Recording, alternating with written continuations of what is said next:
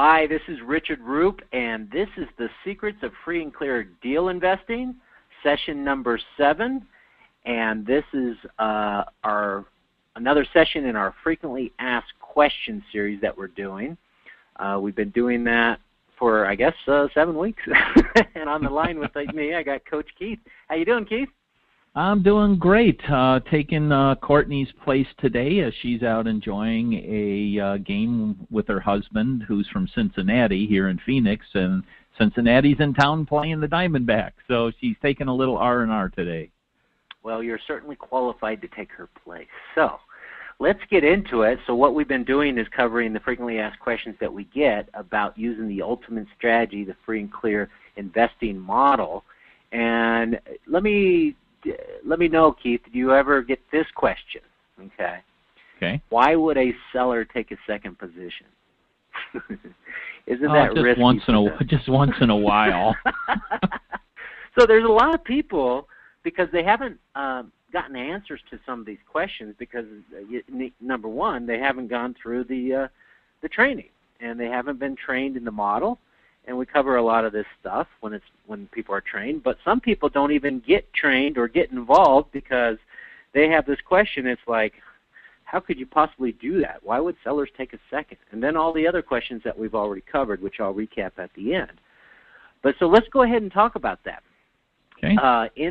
With the free and clear investing model, what we do is we bring in a small private money first to fund the deal and give any money to the seller and fix up the house and buy it and hold it and pull out some extra cash.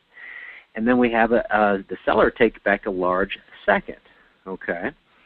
And that's normally what we do on these free and clear properties. And when we do that, we can buy and hold long-term because we're collecting cash profits up front. Then we can get cash flow every month, and then we can get a back end down the road. And when you add up the cash up front you get when you buy, the total cash flow over the period of term that you've negotiated with the seller, and the cash later that you get when you sell or refinance the property down the road, you add all that up, and that's your profit target. And we're usually targeting profits of minimum of about 50, and average, I would say, about 72 or 73. And we've seen deals with up to $435,000 in profits. So it's a good reason to learn the model and do it. But if you have this question and you don't understand why sellers would even consider, doing this type of deal, you may not learn what you need to do to use it. So sellers don't have to take back a second. It's an option for them. And all we're doing is giving the seller options, okay? And it's not going to work for every seller. It is a numbers game. But they don't have to take a second mortgage. We're offering to buy their house, Keith, and we're offering to pay them top dollar. Because of our long-term buy and hold approach, we can pay them top dollar if they do some seller financing. And we can afford to take a long-term buy and hold approach because we're getting cash when we buy. You don't really want to be buying houses these days and wait, a number of years to make your money, right? That's correct. That's why we flip houses. But this allows us to buy and keep. So the seller doesn't have to take it back a second. They can keep their property, okay? They can decide to put it on the market and sell it themselves. They can list it on the MLS with an agent and sell it traditionally. They can keep it and rent it out. And they can take our all-cash offer. So they don't have to accept terms, right? They can not accept our offers, but one of our offers is a low-ball cash offer. In fact, I got one accepted yesterday, low-ball cash offer. I offered the seller terms. I offered to pay more than the property's worth. I think the property's worth $220. It's a 2-unit. I offered the seller, $245 or something like that. And I compare that to what he would net selling it traditionally, right? Or I said, I can give you $129,000 cash. Well, we went back and forth a little bit, and I decided to go ahead and up it to $131,500. So $131,500 cash. So he didn't want to take back terms. He didn't have to. He took my cash offer. That's always one of their options. Now, they can also, if they don't want to be in second, they don't want to take back a second mortgage, they could actually, if they don't want to be in second position, if they want to be in first position, they could actually be our money partner. And they can get the first position that we're going to create, which is usually, like I said, a small private money first, large owner carry back second. If they want to be in first position, they can be our money partner, get a first mortgage, and then the large owner carry back second. So they got the first position. I'll talk a little bit about that later on how that works. Now, the seller must take back a second if they want our top dollar offers, okay? Or if they want all the other benefits that we offer, a quick sale, buying it as is, avoiding marketing, avoiding the transaction costs, the commissions, all that.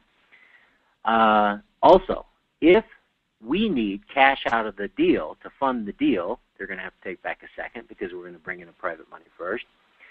Or if they want cash down at closing, if they want money down, we're going to raise that on the first. Or if we don't have another free and clear property to use their note on. So another option, Keith, is if you had a free and clear house, and I just talked to Rob the other day, he's got 21 free and clear houses, and so he could put the seller's note on one of his free and clear houses and give him a first on that, and then go ahead and borrow the money he needs out of the deal with his private money that he's buying. So that's another option. That's kind of like I just pulled that out of my hat today. Does that make sense? Yeah, absolutely. So the seller doesn't want to. Yeah, the seller doesn't want to be in second, but you're going to have to raise some money, some cash. So what you could do is, well, Rob could raise the private money first on one of his other properties, or he could do it on this property and give the seller a first mortgage on that other property. That's free and clear. No, I just love the options that we have on a lot of these free and clear deals. And most of the time, as you know, we've said this over and over and over the years, is that most of these objections usually do not come up, but we create the objections because we're not trained in this, and we have seen it. It's just like when we were doing a lot of subject to deals. Same objection. Why would somebody do that? Yeah, exactly. So it's just the same thing over and over again. Why would they take a lowball cash offer? Why would they let you take over their loan? Why would they take back seller financing? You're right. It comes up all the time. People have these roadblocks to even doing the strategy in the first place. In fact, I've even changed the terminology. Rather than using lowball cash offer, I say significant discount cash offer. Just sounds better, and it gives you a different. Well, I say lowball cash offer to investors. I don't say that to the seller. Yeah, I know, but even to investors, I'm saying that now. So. No, I think most investors realize if you pay all cash for a house, you're going to have to, give them a lowball cash offer. Yep, absolutely. Which is usually 50, 60, probably no more than 70 cents on the dollar. And so now, but you say you like the options. This is a new option you probably never heard of. If you got another property you can give them a first on, that's another option. Yep. I just kind of brainstormed that today when I was getting ready for these this session. All right, now sellers take back a second because, number one, we offer it to them. If you don't offer a seller the price and the terms that you can do on the property, they'll never do it because you've never offered it. So how do you get people to take back seconds? You ask. How do you get people to take a significantly discounted cash offer? You ask. Right? All right. How do you get people to let you take over their existing nice mortgage? You ask. Okay. So number one, we offer it. Okay. So we get out there and we offer it. Another reason they take back a second is they don't care. Like you just said, a lot of times it doesn't even come up. All right. So what we do is we construct our offers. We know we're having a private money first, hard money first, money partner first, temporarily self-funded note first. We talked about that on the previous session, where you can fund the deal with your own money and then sell the note and get your money back. So a lot of times it doesn't come up. So we know what we're going to do, and when they accept our offers, we put it into the paperwork. We walk them through the contract. We say, okay, we're going to bring in a purchase money first for this amount, which is normal. It's normal for a buyer to bring in a purchase money first. Yep. Okay? And then we say, okay, here's the terms of your second, and then you say you're getting this amount a month, and it's for 84 months, and so we just walk them through the terms, and a lot of times it doesn't come up as far as, really, I'm in second? But it does come up. Now, it shouldn't come up until they've accepted your price and your terms and you're doing a contract. Right. Or unless they ask, is that going to be a first position? No, I need to bring in a purchase money loan with one of my money partners to fund the deals. So it'll be a small purchase money first, and you'll be in the second. And so you handle it if they bring it up, or you explain it when you go through the contract. You kind of point it out. And if it's going to be a concern or objection, it's normally going to be when you're going through the paperwork, okay? And by that time, they're pretty invested into the deal. Mm-hmm. So you want to answer their concerns, and this session that we're doing right now is going to give you a lot of fodder to answer those concerns, because you need to know why they should do it. You need to know why you should do it. Yep. And you got to realize it's good for them. And when we're done here, you're going to realize, oh yeah, this makes sense. This is not risky. This is good for them. I'm not trying to pull anything over their ears or eyes or whatever. So when I was going through the frequently asked question, another one that we'll cover later maybe is, is this legal? Or are you taking advantage of the elderly? Or, those type of questions, right? Yeah. No, we don't take advantage of anybody, okay? Is it legal? Yes, it's legal. What's illegal is fraud. And fraud, the definition of fraud is withholding information that would, help them make a decision and not disclose everything. So if you try and pull something over on one, you're gonna reap the repercussions of that. So no, we want to do good business. We want to disclose everything, and we always want to do win-win deals. Now here's the deal: if you offer them your normal ultimate strategy offer, your free and clear offer, and they accept it, guess what? It works for them.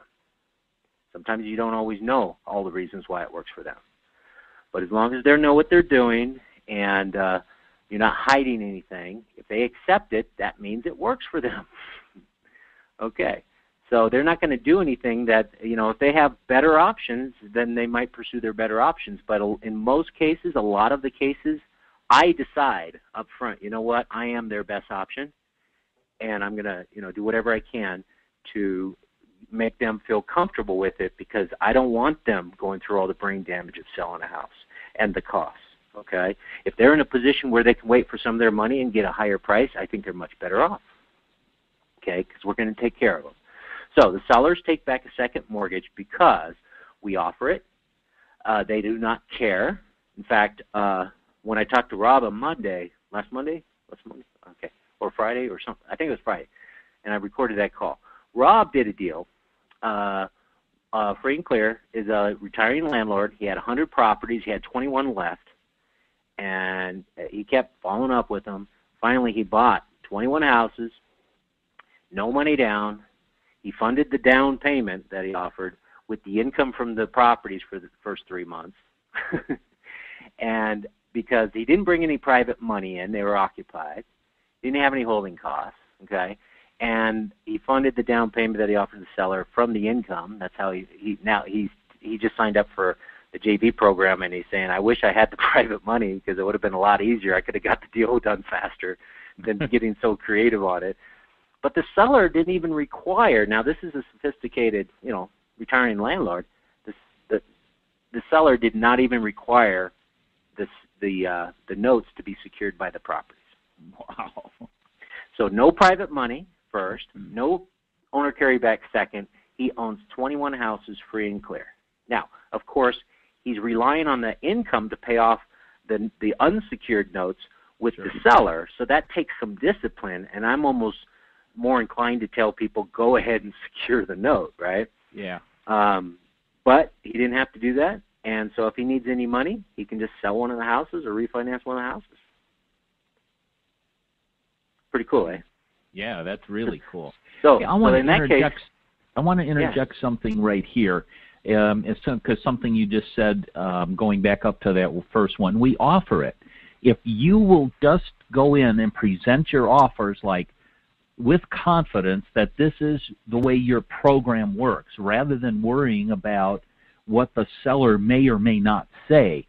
It's just like you going to an insurance guy, and this is the way their program works, or car sales, and this is the way their program works. Whatever it is, this is your program. If you don't make a big deal out of it, and you just know your program and you offer it as your program, sellers will not make a big deal out of it either. That's right. And like we said earlier, a lot of times these are issues you have in your mind before it ever comes up. And so hopefully with this, going through this, you're going to have more confidence. You're going to understand how to answer the questions and realize so that you'll have the confidence if it does come up. And what you're saying is don't worry about it, because if you worry about it or you make it an issue, it'll become an issue. Okay? Right. So have the confidence that, okay, well, if it comes up, I'll handle it. Right? Yeah, and if correct. I can't overcome it, I'm not going to get this deal. Okay? And I'm going to learn something from it. Yep. But the more you let us provide you with this support and this training and these scripts and this information, the more confidence you'll have to go out there and do really good in front of the seller. And if you haven't done a lot of, negotiating with the seller, you might be nervous. Well, don't be nervous, because this system is set up to make it easy. And one of the easiest ways to negotiate with a seller is to use the ultimate profit generator, which gives you confidence in your numbers and your offers, and then print out the 4 different options for them and say, which one works best for you? That's how I negotiate. I want more money. Okay, go longer term. I want more cash flow. Okay, take less money down, It's like you give them options, and it's what the house can afford. And you don't have to be an expert negotiator. You don't even have to negotiate. But you do want to be a professional communicator. And the reason why people do not go forward is because they're not comfortable with it, or they don't understand it, and you haven't communicated all the benefits or the answers to them. Okay? So this frequently asked question series, this will give you some answers and some confidence. So we offer it. They don't care sometimes, right? A lot of times, right. Most of the time, they don't care. We answer their concerns. So if it does come up, we go ahead and explain, and we answer their concerns. They don't mind getting the house back. So I've talked to some sellers. They don't mind, financing, because they actually like the idea of maybe getting the house back. And you know what I tell them? You're not getting the house back. Don't even think about it. You're not getting the house back. So that would be the worst case. You could get the house back, but you're not getting the house back. Next would be the benefit. That means I'm going to take care of. The benefits, they also take back a second, because the benefits outweigh the disadvantages. So, one of the disadvantages, they have to protect the first. Another disadvantage is they have to wait for their money. But the other benefits that they're getting, price, convenience, peace of mind, that outweigh any disadvantages that they see. Okay, and then some will, and some won't. So what?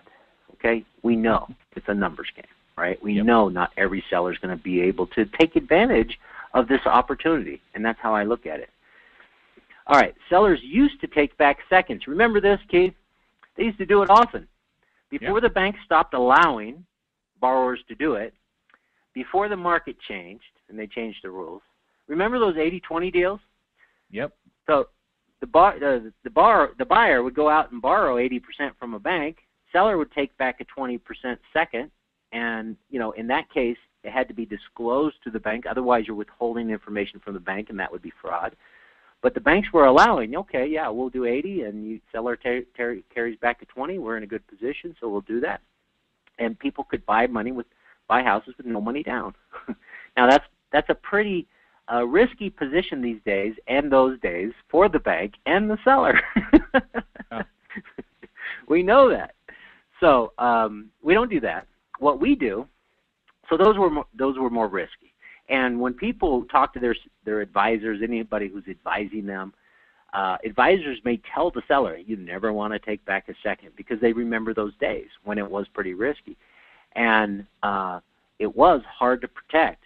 If you had a small second behind a big first, it may take more money than you're trying to protect it. You may have to spend money foreclosing on the property or hiring an attorney or something like that to protect your second, but then you got this big first you got to take care of. Okay, so a lot of times people would actually get wiped out on these small seconds, but in this case, what we're doing is we have a small first and a big second, so they do have a lot of reasons to protect their position. So, so those days were more risky. Now, isn't a second risky for the seller? We get that question all the time. No, yeah, we do. Because you can move their note. We have already talked about this, but if you had any problems on the property where it was going to affect the seller, then you could actually move their note and secure them with another property. Okay. Is it risky for the seller? No, because they accept a discounted payoff schedule up front based on the available proceeds if you sold early. So I covered this on another session for the JV partners. I showed that the seller has to agree to move that note around. For if you got a 15-year note and we're giving them a premium for going 15 years, we have to have the ability to stretch it out 15 years, okay? And the ability to move that note in case we sold or refinanced early. Now, if they don't want to have that, give us that right to move the note, then they have to give us the right to pay them off at a discount if we paid them off early.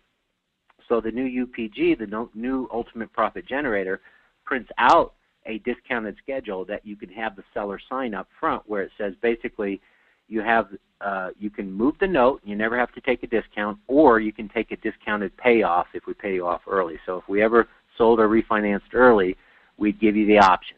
Take the discounted early or move the note, right? So it'd be their choice, okay? All right. And is it risky for the seller taking it back a second? No, because we're committed. I am committed. When I buy a house, and I borrow money from a money partner or a private investor, I'm committed to them. If I borrow money from a seller, I'm committed to them.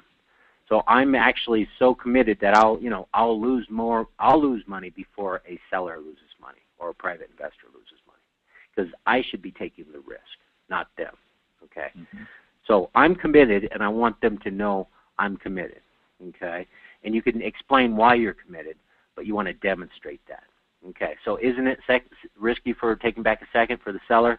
Yes, but only if you don't keep current on your first mortgage, and if you don't keep current on the second mortgage, or if you don't protect your third position and your profits.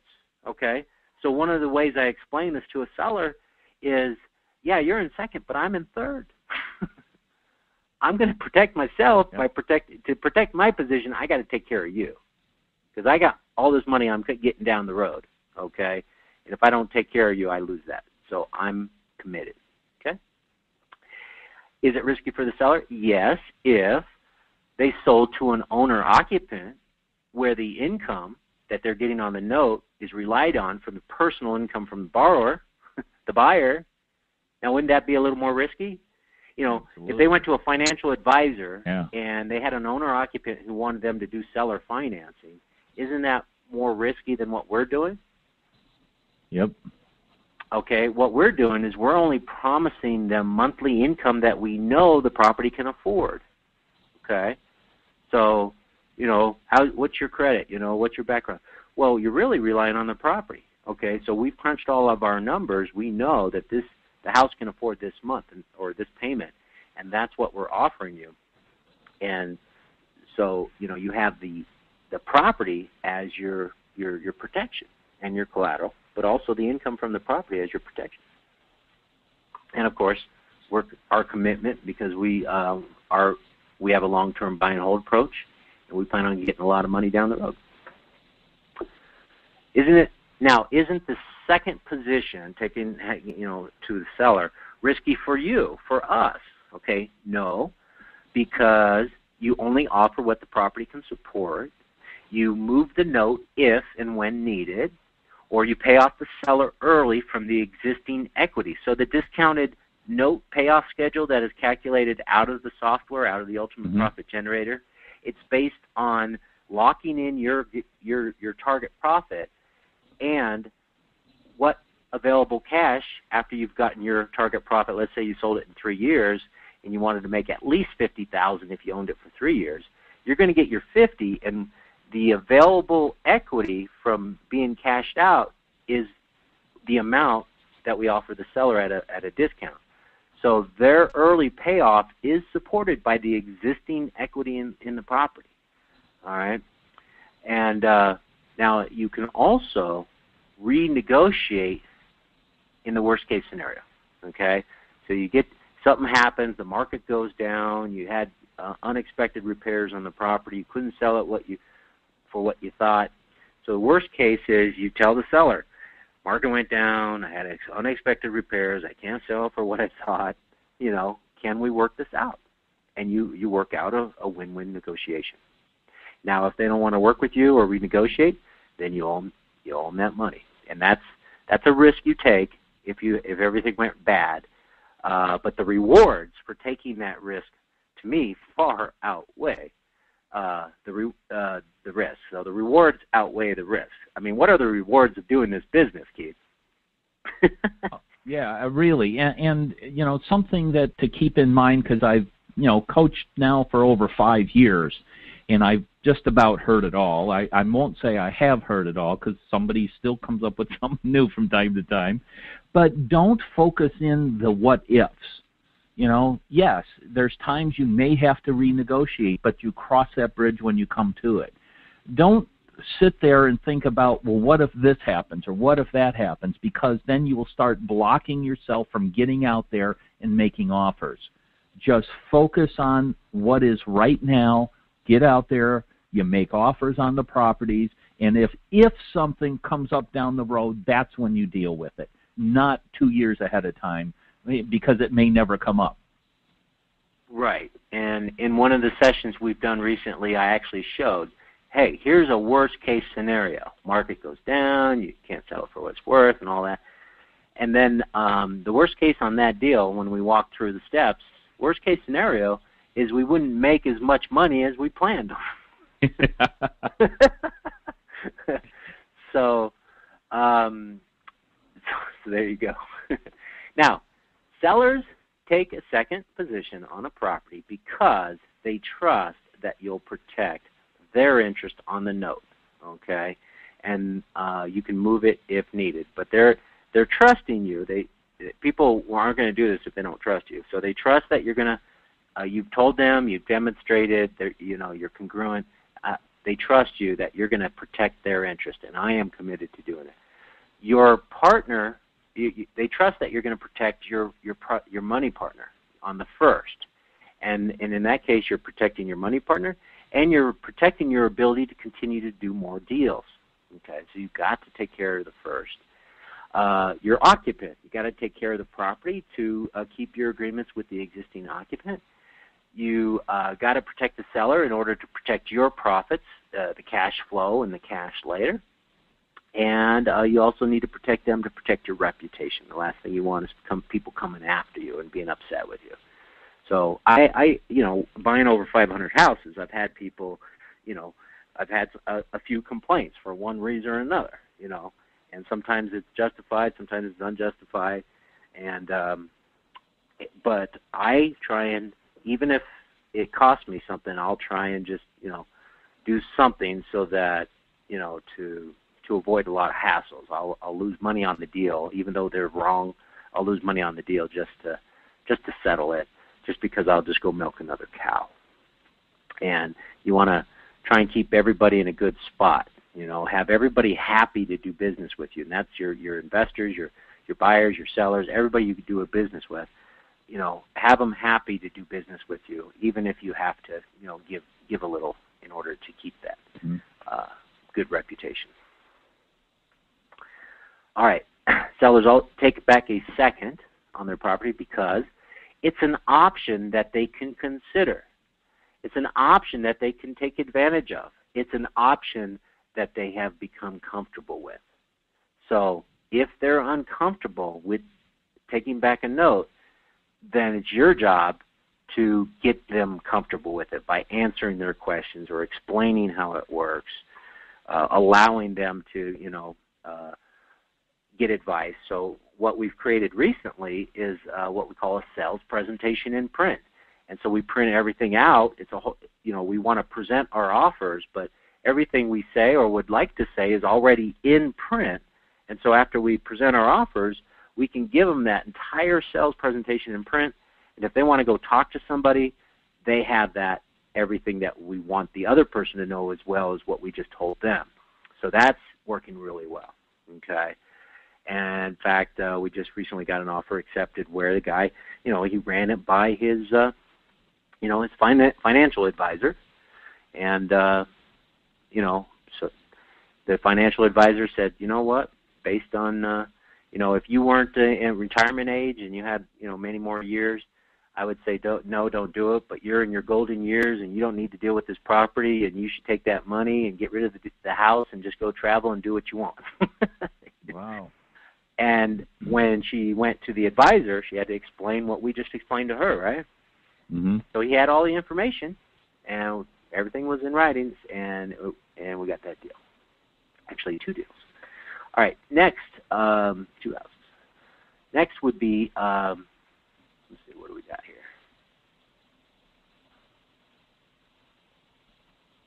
Okay. So it works for their situation. So they have they take back a second because they can consider it, take advantage of it, and they're comfortable with it. Also, because it works for their particular situation. Some people, they need all their money to buy another house. There's ways to handle that. But whatever their situation is, they can take advantage of it. Okay, some people can't. All right. I just talked to a seller today who has $900,000 in estate taxes that she has to raise money for. So she's trying to raise cash, selling properties. And I think it's a terrible situation with the IRS. The property in the estate was worth $5 million in 2006. So the estate is being taxed on $5 million. That property today is worth $900,000. It's like some water land or something, and they're still being taxed on the $5 million. It's crazy. But in that case, we're trying to give her suggestions on how to avoid having to raise all the cash on this particular house and still, work with the IRS. But so she's thinking she can't take advantage of it. We're thinking, hey, we'll come up with some ideas and suggestions on how maybe she could. Because if she did take our offer, it would be good for her because of the situation with her stepmom. Her mom could use the income, and they don't need to spend all the money fixing up the house and put it on the market. It would be the best option for them to take our deal if they could wait for some of their money. Plus, they're rewarded for taking back a note. They get a higher net price, they get a quick and easy sale as is, and they get that peace of mind. Whenever you have most people, selling a house is very stressful, okay, and we can become their white knight. Next, sellers can be in first position, okay, so they, we talked about why they would take a second and why they need to be in second, and the fact that they actually don't need to be in second. So they could be in a first position if we don't need any cash profits when we buy. Now, as you know, when we buy free and clear houses, we always collect $10,000, $20,000, $30,000 in cash the day we buy. We need that money to live off of, to pay ourselves, and because we're going to buy and hold this property, we can't wait forever for our money, so we got to get some of it now, okay? So, but if we had a deal where it had some good cash flow, and we were happy with the cash flow and the cash later, and we didn't need any cash now, that reduces any money we would need to normally raise. If we didn't have any holding costs, okay, maybe we would only close when we have a tenant lined up or a buyer lined up. That would avoid holding costs. If we didn't need any cash for the closing because we're going to get a deposit from our buyer and that's enough to handle our closing costs. If we didn't need money for repairs, okay, because the house is either in great shape or we're very confident we can sell it as is on sweat equity, okay? And if the seller didn't need any money down. So I've bought houses like this where I'll go ahead and give the seller a first with no private money first, okay, because I've avoided all the cash I needed on the deal. Does that make sense? Well, absolutely. So it's a special circumstance where you don't need any money. And you would have to market the property and line up a buyer. Maybe you have one on your buyer's list or something, but you'd want to get rid of your holding costs. So if you could avoid any cash needed on the deal, then you could give the seller a first. But almost every deal needs money, especially our profits in advance. Now, sellers can be in first if they become our money partner. So we're going to use a money partner to fund all of our deals. But if they insist on, they'll carry back a note, but they want to be in first position, I'll explain why they have to be in second. That usually handles it because they want to do the deal. But if they insist on being on first, I'll say, well, I'm using a money partner to fund the deal. If you'd like to be my money partner, we could talk about that. I'm prepared to pay you 8% on the money that I would raise on this deal. Now, of course, I might be prepared to pay more than that when I structured my offer. Or you can offer them 6% or 7% or whatever. But if I've already done the deal structuring, I'm prepared to pay 8%, and so I can offer that to them or less. All right, so I can get lower interest than I planned on paying. I can avoid any points if I was paying any points, and I don't have to get an appraisal. If that's what's required to fund the deal. Otherwise, the seller, if you're comfortable with the value and you don't need an appraisal, you don't have to get an appraisal. But what they would do is they would bring the money to the table that you need at closing. And again, the cash profits you're going to collect in advance. And again, this allows you to buy and hold and make these offers. The buy and hold costs, and again, why I point that out is why do you need more money than you were going to give me down? Well, I need to jumpstart an escrow account for vacancies, repairs, and maintenance.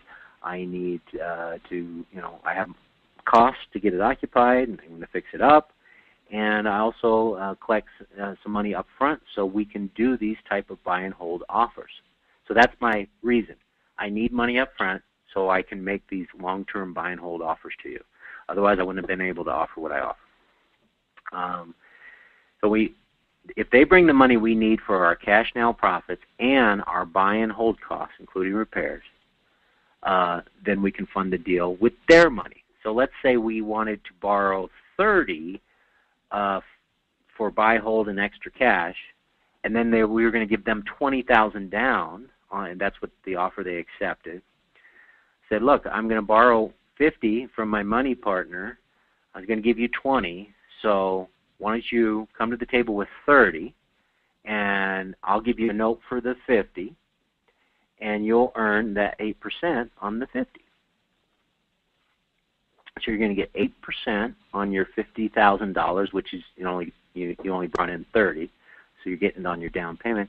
And then on the second, it's still going to be the 0.84% interest because they've already agreed to that.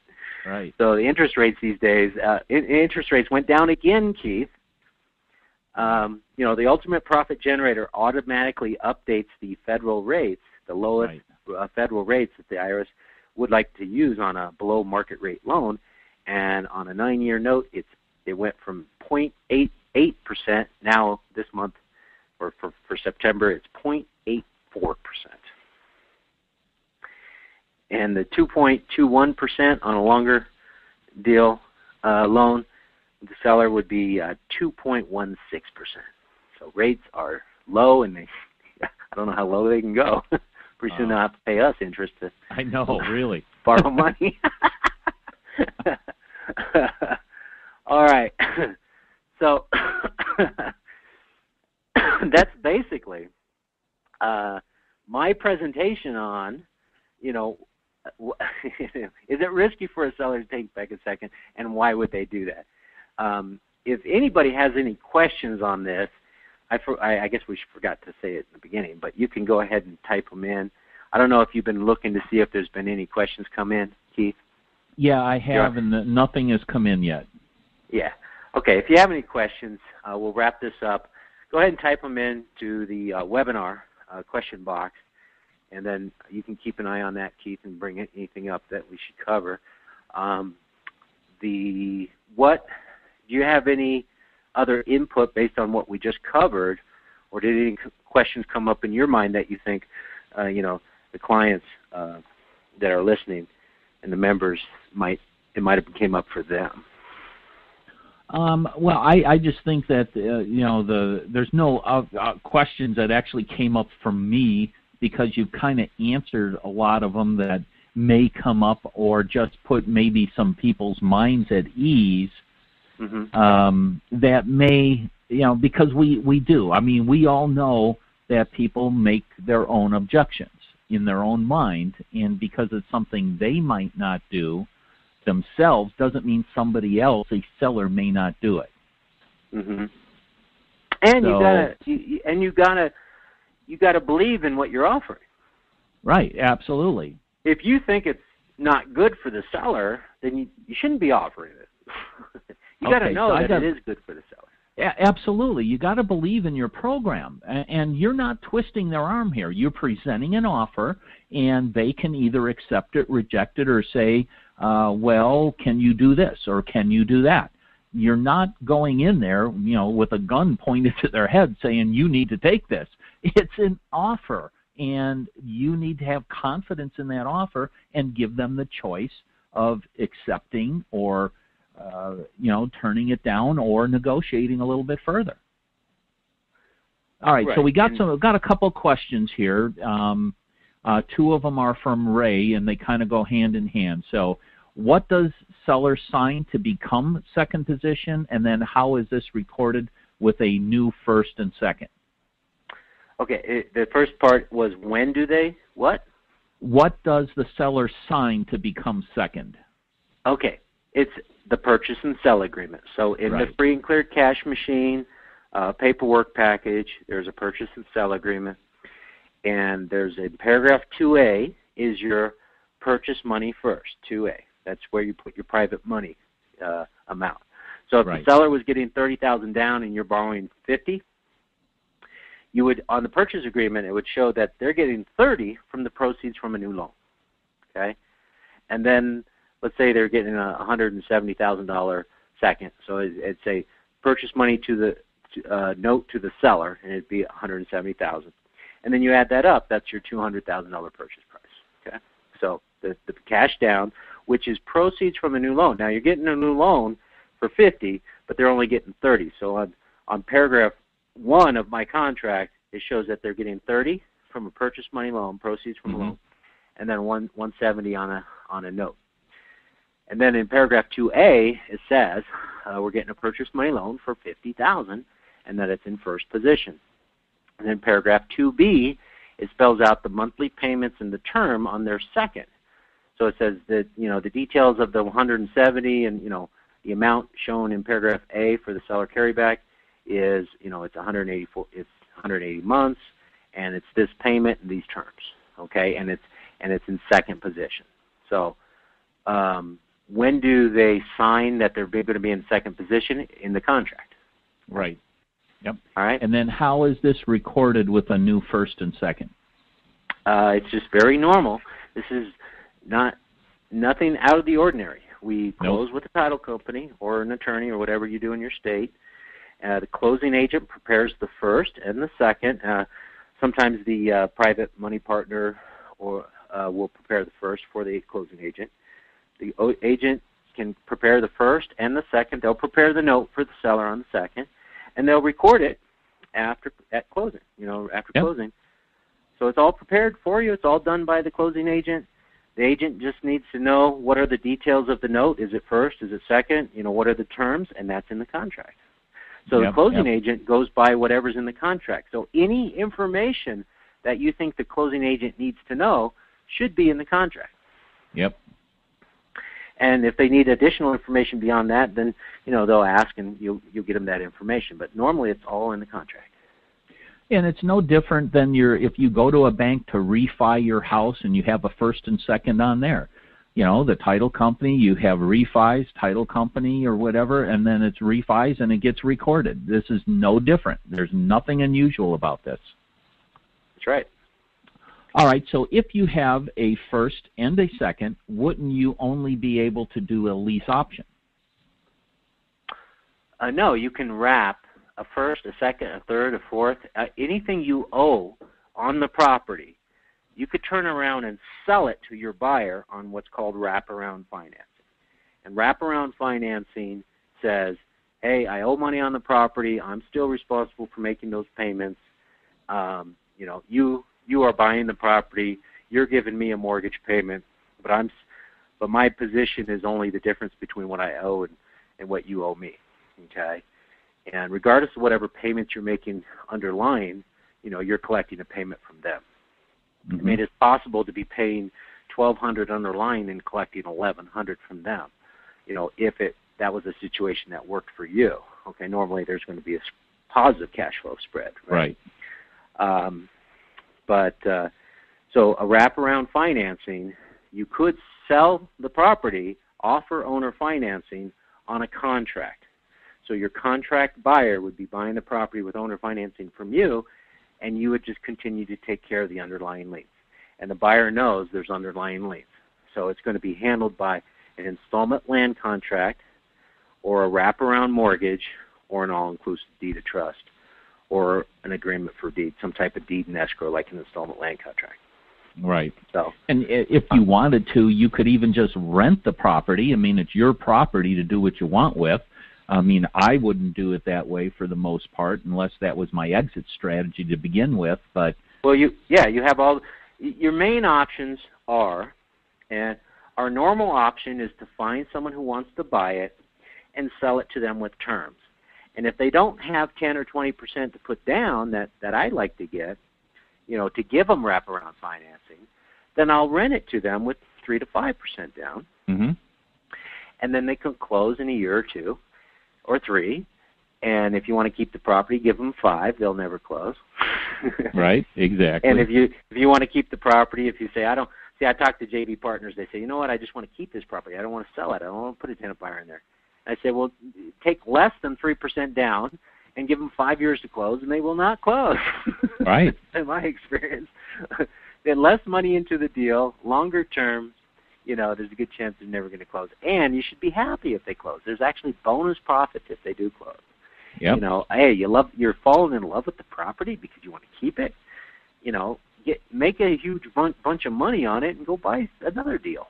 Mm-hmm. So I mean, so if you want to, normally, I would love to keep all my properties, and I basically do. People cash me out now and then.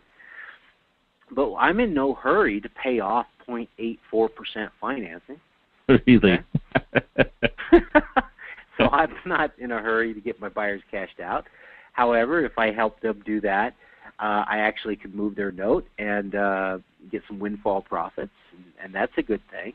But I advertise the house that owner can finance or rent to own, and people want to do owner financing, but if they don't have enough money to protect me, then I'll put them in as a tenant buyer, and then I'll give them the option to close with a bank loan or close with owner financing once they've built it up, Mm-hmm. with enough consideration. Now, I will do the wraparound financing if someone is in a position to do that right up front. And would I just rent it out? No, I'd rather have a tenant buyer in there. But if you wanted just to rent it out, especially if it was 3 or more units. So I like a rent-to-own. Typically, I occupy my properties with tenant buyers if it's a single family or 2 unit. And if it's 3 or more units, now normally your exit will be just to rent it out for, income. Now, again, you could also sell that on a wrap. You can sell it on a wrap to someone who wants to manage that property and wants an income property.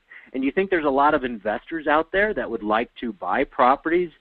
They'll pay full price for an income property if they had no bank qualifying financing. Absolutely. And if they could get in with maybe 10% down instead of 20 or 30% down. Yep. I mean, there's not a whole lot of investors out there that can borrow money to buy investment property because they changed all the rules. Yep. So there's a huge demand for financing for landlords. And landlords, they have a different exit than we do. So they'll pay more than we should. I mean, they'll pay more. Yeah, they'll pay more than we should. And, they'll cash you out. Now, would I sell this for cash? Would I would for 90 cents on the dollar. I would discount it. I might even consider 85 cents on the dollar. Okay, but I'd have to run the numbers to see, make sure I get my target profit on the deal. If I sold it for cash, again, I would pay the seller off at a discount or move their note, giving them the option. Yep. And then I would, if I moved their note, I would take all their money and I'd pay off the highest interest rate real estate debt I got, create equity in those properties, increase cash flow on those properties. Yeah. Absolutely. All right, Carol has a question here. So she says, I know you focus on free and clear, but will this also work for high equity when there is still an existing traditional first mortgage? Yes, we call those high equity subject twos. Okay, so what we do is we do postcard marketing with my Magic Bullet postcard to the best list that I've found. It's very systematic to generate leads of free and clear property owners. But sometimes people call, or you find deals where they have a mortgage, okay, either a small mortgage or a large mortgage. Now, if they owe more than 60 cents on the dollar, you're probably not going to be able to fund the deal with what you would need. Is you always need money, so you're going to have a private money second. Now, if you don't want to exceed 70, 75, 80% loan to value, if you want to keep a cushion of equity above your private investor of 20, 25%, the more they owe on the first, the harder it is going to be to fund the deal. But if you didn't need a lot of money on the second, in fact, if there are ways, just like I explained, if you can avoid all the money you need on the deal, you can just, take over the first, don't have a private money second, and then give the seller a second. Okay. But if most deals need money, especially that cash now, and any rehab and hold costs and all that. So you need a small private money second if let's say they owed 50 cents on the dollar. Okay. So you could bring in a small second, protect your investor, and then give the seller a third. Okay. Now, if they have a very small mortgage, in fact, I worked on a deal today where they owed $45,000, okay, on a first. The payments are $800 a month. I didn't even ask what the interest rate was because I know that I want to pay it off because my payment on a $45,000 private money is going to be less than $800. Right. If it's an old mortgage with a huge, payment, it's a lot of principal reduction, but it affects the cash flow. So I'd rather pay it off. Okay. So if they have a small mortgage, if you can raise the money to, pay it off with a new first, then you do that. If it makes sense to take over, let's say they owed $45, but their payments were $300 a month, and it was a very good interest rate. I would consider taking that over, and then I'm saving whatever the difference between my private lender rate, which may be, say, 8%, and maybe they had 4%, right? I would save that. Actually, I wouldn't save that. The seller would get a higher price because my profit is already locked in. I want to make this amount of money on the deal, right? So if I save money on interest, I can offer the seller more money, or I can make more money. Okay, so I would consider taking over a small first if it had good terms and a good payment. That means I have to bring in a private money second. So everybody in the joint venture partnership program knows that one of the challenges that people have is funding their deals because they say, oh, I don't have any private money. Well, we show you how to go out and get private money. It's very systematic. But if you don't have it yet, that might prevent you from actually getting your postcards out or making offers or calling the sellers back. So I have lined up the private money on free and clear deals. So I can fund these free and clear deals with a first. But my money partner, who's doing the deals for me and my JVs, he doesn't want a second. He doesn't want to do a second. So if you're going to need a second, it's going to be someone else that you round up. So it's easier to fund a first if you don't have any private money than a second. Okay. All right. So if you do a wrap, who pays for the homeowner's insurance and who is the beneficiary? The beneficiary of what? I would think the insurance policy. Oh, the insurance.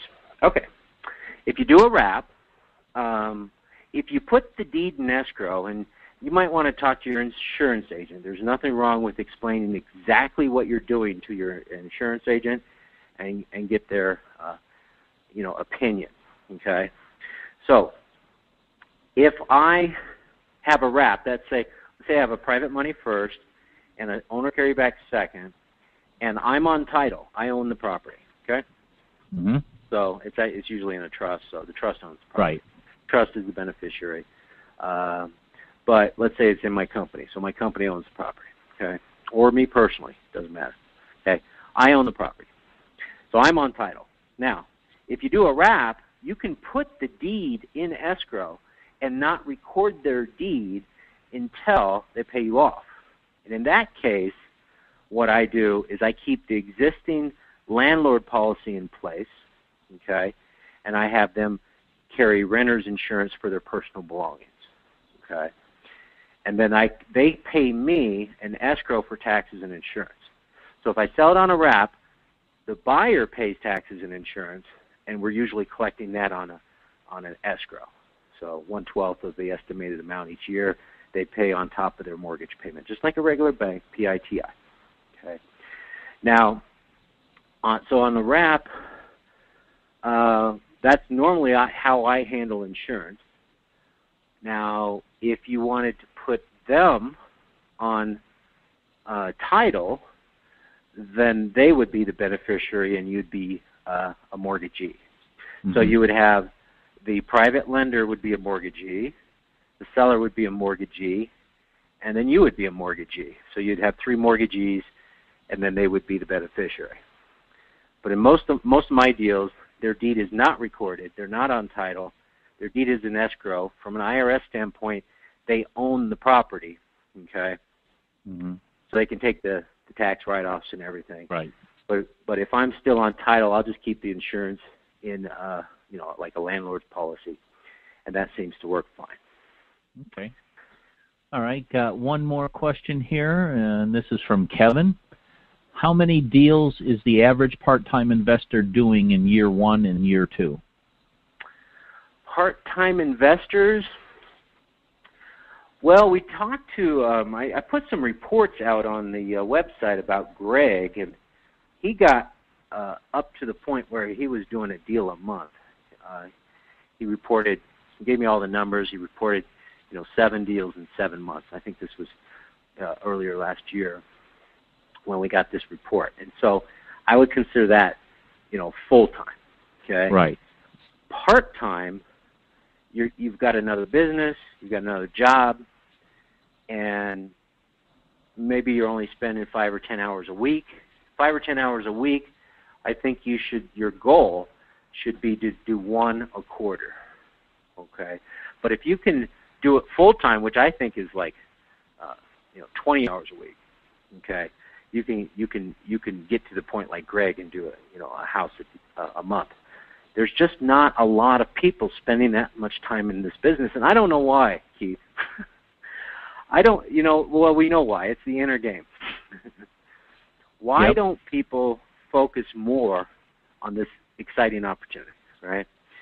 I don't know. I guess there are people that have other investing strategies that they're doing. So they're doing the free and clear, but they're also doing rehabs. Well, guess what sucks up a lot of your time? Rehab. Tell me how I know that.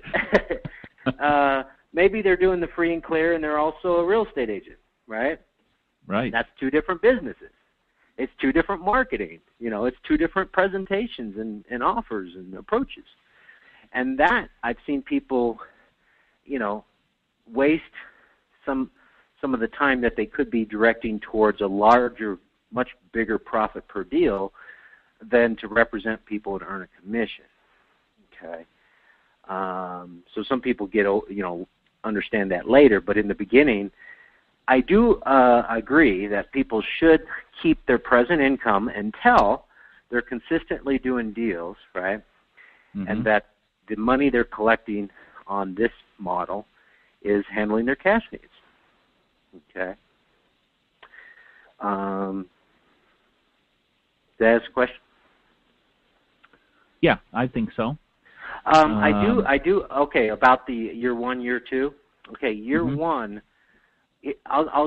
My experience is when people are first getting started, it takes 2 or 3 months to get comfortable and set up and trained and organized and stop procrastinating.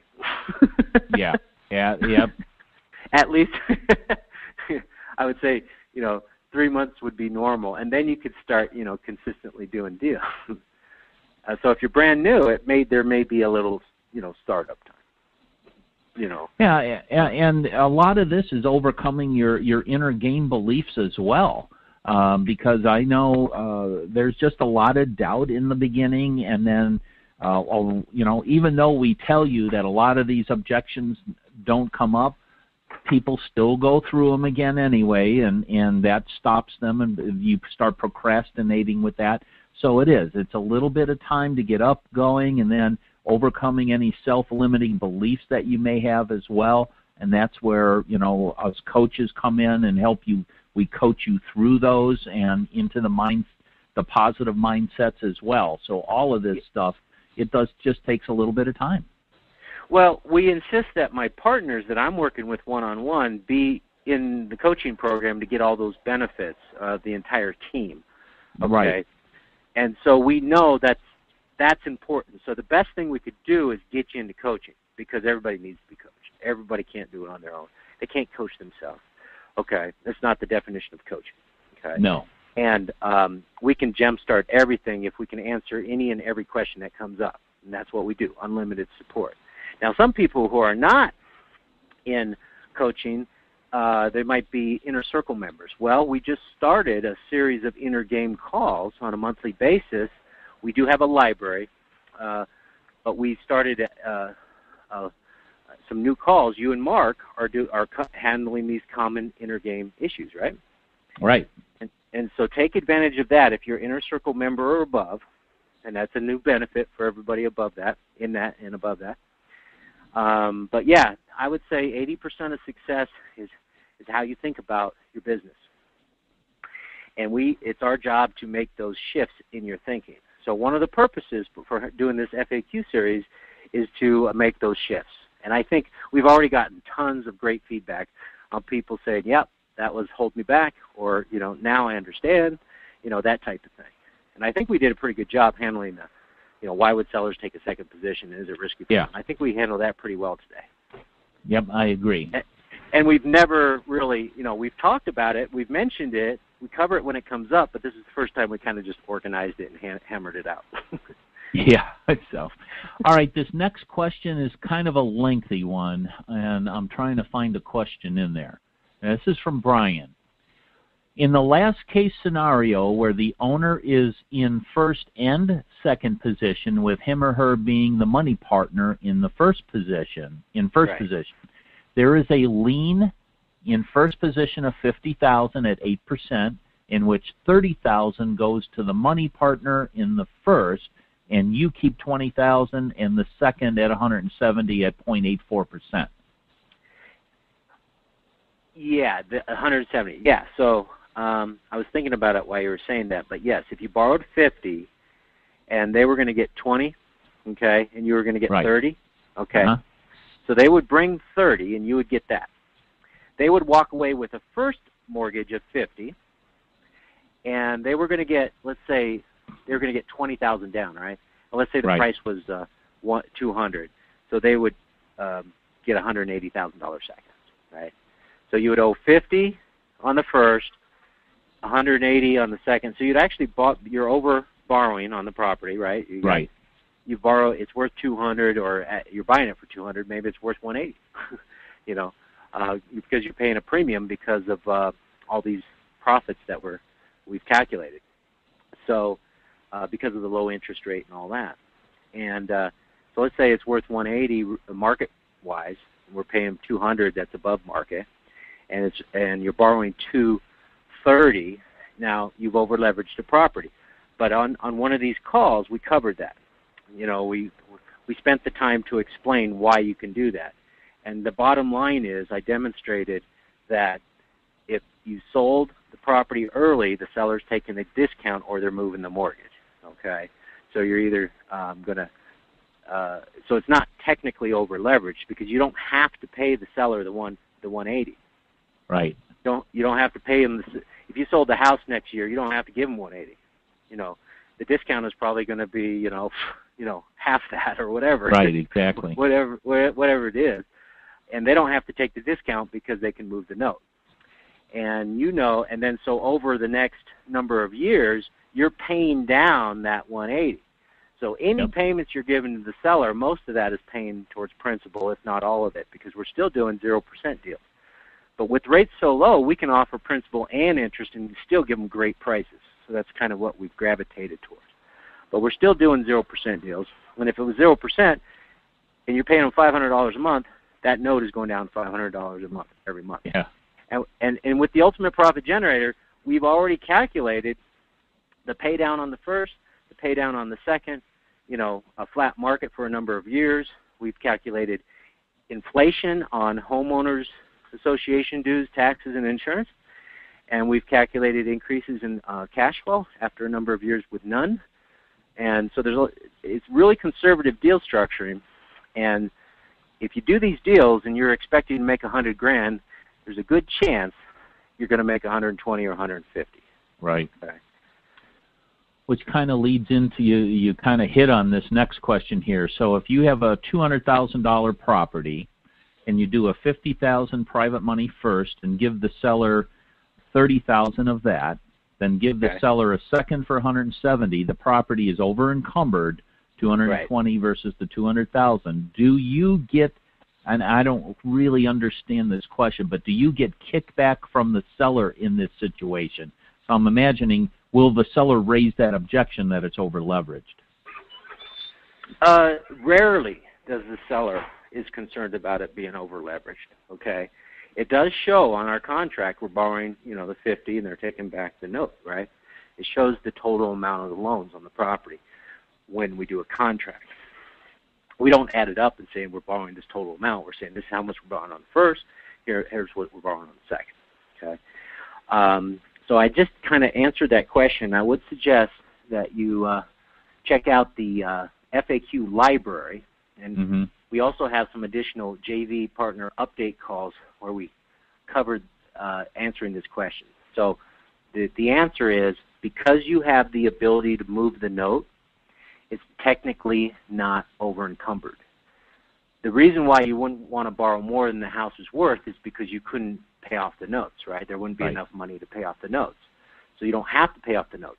You either pay off the notes at a discount, which the house can afford, we've calculated that, or, and the longer they go, the less discount they have to take, down to zero when it goes full term, or you can move their note to dead equity on other property. Now here's the deal. The house is over encumbered. You've borrowed more than 100%, right? Right. But let's say you have another property where you owe 75 cents on the dollar and you have 25% equity. You could take part of the seller's note and apply it to that debt equity. And normally when you do that, you're only going to go up to 100%. Now you could go beyond that because you still have the ability to move the note for the entire term. But normally when you move the seller's note, if you get in a position to do that, you're only going to encumber other property up to 100%, and then that actually puts the seller in a better position. So if you ever do move their note, it actually is normally putting them into a better position. Okay. Now what we've done on previous sessions, we've done 6. This is number 7. On one of them we covered how am I protected and make money if I pay more than market value for a house. Number 2 is we covered what if I pay top dollar to a seller for great financing and the market goes down. Number 3, we covered how do I know I'll make a profit if I sell early. Number 4, how does it work without private money. Number 5, why wouldn't a free and clear seller just sell traditionally since they have no time or urgency. And number 6, all the sellers say they want all cash. Why would sellers accept these offers? Now, those are very common questions that we get, isn't right. it? Yep. And isn't it nice to know the answers to that? Yep, Wouldn't that sure give you is. more confidence? And so Absolutely. what I've actually done is I've created some additional tabs in the UPG to not, it doesn't really change our offers, but it generates reports, and it shows you how your equity, where your equity starts and how it builds, you know, to a positive equity, how your cash flow starts and how your cash flow grows over time, okay? So I've got these new reports called equity, called cash flow, called cash now that I'm kind of, I've started working on. They're not complete, but they are in the latest version, but they're not, you know, they're not fully done yet. But I used those new tabs when I did these calls, okay, to demonstrate and show you how the numbers look. So it's nice if you just had confidence and just use the program, and if you just stick the numbers in the ultimate profit generator and you only offer what it tells you, and you know, if you don't have any alerts, you're good. Yep. You could, if you had that trust and confidence in it, that would be great. But I understand, you know, not everybody has that yet. Sometimes. All right, so I got some just some quick questions for you here. Where do they find the sales presentation and print tools? Okay, let's talk about that. Okay, so how do you get support? Okay, so join us for the other sessions we're doing like this. Right now we've got them scheduled weekly for at least the next 4 weeks. We've already done some, so check out and review the other ones that are available on the member site. So go to richardroop.com, click on member site, it'll take you to the member site, and you'll be able to opt in to get access to these FAQ series. If you're not, if you're a member, just log in and they'll be available to you. So for support, the first thing you do is you should contact your partner. That would be me if you're in the joint venture partnership program. As you know, I'm here to support you for anything and everything. Of course, you can do deal structuring with me. I can do the seller presentations with you, for you on the phone with sellers. I'll put together the sales presentation in print. I'll fund the deal. I'll get you all the leads you can handle. It's a great program. Okay. Now, if you're in coaching, all partners are in coaching, but if you're not in the partnership program and you have a coach, you know, contact your coach for support. That would be Keith, Mark, Courtney. You know, contact your coach. Program advisor. If you don't have a coach, if you're not a partner, contact Dina, and her number is 1-800-557-3171, and her email is dina@richardroop.com. And if you're not paying for ongoing support, then get a hold of her, and she'll point you to the free resources or the programs that will help you achieve your goals. Get the home study system and the tools, because you need at least that, okay? And there's a lot of updated tools. Those updates are usually with the Inner Circle membership, which is $97 a month. So get the home study, and I would be at least an Inner Circle member. Apply for joint venture partnership program if you're interested in that. Get more details at richardroop.com. And the sales presentation and print materials are in the joint venture partner drop-down menu. So when you go to the member site, okay, so there's some that spit out of the new UPG. There's 3 of them. The offer sheet, the sell net sheet showing them what they would net if they sold it with an agent, and then the taxes tab that shows that they actually pay more in taxes if they get a higher interest rate and they get a less price. So it demonstrates it's better to get a higher price and a lower interest rate than a higher interest rate and a lower price, because interest is taxed at a higher rate than gain. And so we demonstrate that on one of the tools, and it uses the numbers on the deal. There's 4 other sales presentation and print tools that we're using right now. There's some other ones, but the 4 main ones are how it works and the 9 advantages we offer. You can give those to a seller anytime.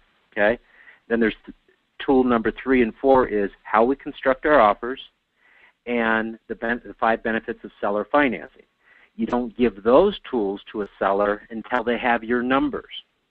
So when you're presenting your numbers at the house, or when you're presenting your numbers on the phone, or once they have your numbers, or if you can't, if there's a rare cases where seller calls, we get the information, we know exactly what we can pay, we don't want to make offers, and they disappear on us. So you try and get them on the phone and present your offers.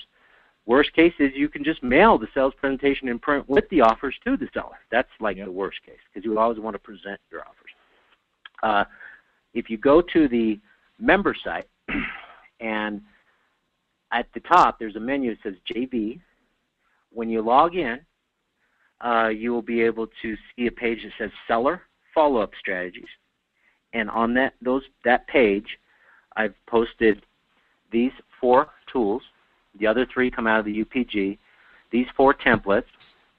And I've also a couple follow-up letters that I've been creating for some follow-up campaigns that we're doing, and a private money postcard. And there's another tool on handling the objection, hey, you don't have any money in the deal, right? So I got a tool created for that. So that's where you'd find it. Okay. Great. And one last question here. Will the slides in this presentation be available as call notes? I am doing really good. I created slides and posted it on the replay page already. The replay page, I'm going to let Ellen unlock it, because I'm not exactly how she usually has a replay page when the replay is available, and that usually takes a day or 2 or sometimes 3. I'll double check with her that it's all set up where we can just publish that page. So I think by the end of the day you'll be able to download the slides. And okay. You know what? And if you want to email me, go ahead and email feedback@richardroop.com. Feedback@richardroop.com. If you say, hey, I was on the webinar, send me the slides, I'll just attach them and send it to you. But they will be shortly online with the replay page. All of the slides you just saw. Great. And we have the slides from the previous calls on the replays for those. Fantastic. All right, Keith. All right. Well, like I said, get the support that you need from us, and let us help you. And if you have any, questions, I would say if you're not in one of our support programs, get a hold of Dina, and she'll be happy to support you. And that will be it for today. I really appreciate you joining me, Keith. Oh, it was a pleasure, as always. And I really appreciate your dedication, support, and expertise that you provide to all of our coaching clients. Well, it's been a pleasure these past few years, and really love doing it, love coaching, and love helping people not only make money, but just overcome their personal challenges as well with that inner game stuff. It makes a big difference. And so we will have session number 8 next Wednesday. All right. All right. Thanks, everybody, and thank you, Keith. All right. Take care. All right. Bye-bye. All right. Bye.